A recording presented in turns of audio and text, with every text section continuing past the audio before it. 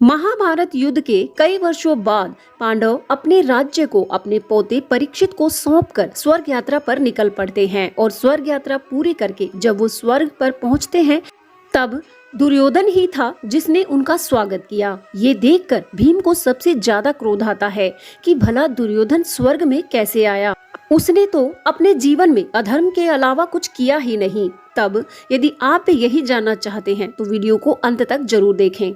महाभारत का ऐतिहासिक युद्ध बहुत ही विशाल रूप में हुआ था, जिसमें लाखों योद्धाओं ने अपने प्राणों की आहुति दी थी।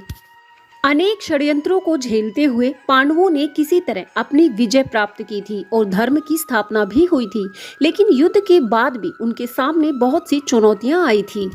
लेकिन सम्राट युधिष्ठिर ने अपने भाइयों की सहायता से एक अच्छे राज्य की स्थापना की और कई वर्षों तक वहां पर राज किया।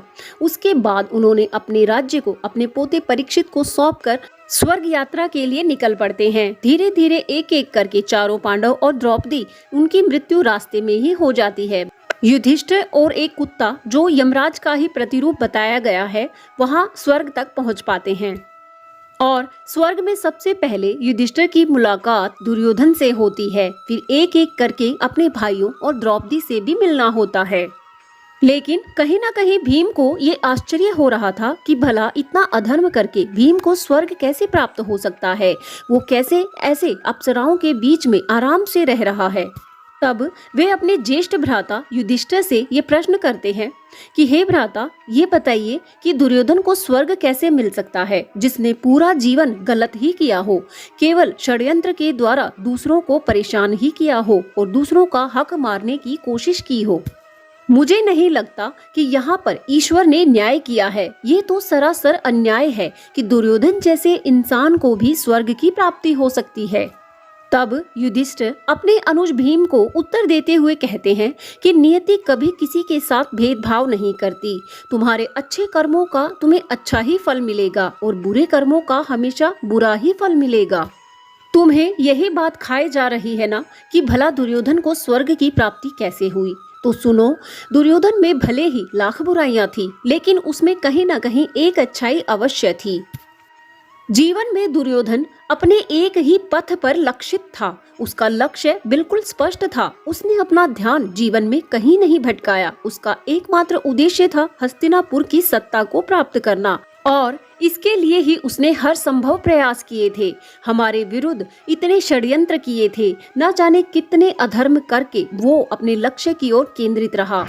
लेकिन कितनी भी कठिनाइयां उसने झेली हो, अपने सगे संबंधियों को खोया हो, लेकिन फिर भी उसका दृढ़ निश्चय अटल था। इसलिए हे अनुज भीम, अपने लक्ष्य के लिए जो संकल्पित रहता है, एकमात्र उसी पर ध्यान रखता है, ये सबसे बड़ी योग साधना है और इसे ईश्वर द्वारा बहुत ही सराहनीय बताया गया है।